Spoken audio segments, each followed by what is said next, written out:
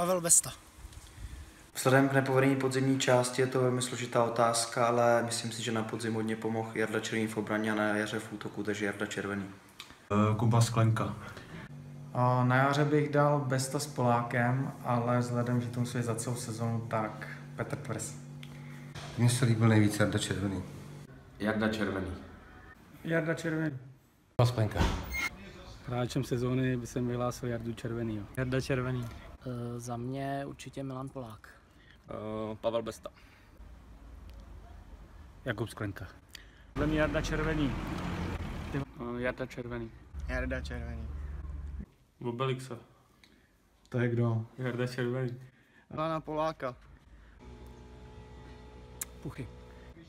Jako hráče sezóny bych asi dal Jardu Červenýho. Hráč sezóny? Asi Jarda, protože je největší a nejširší.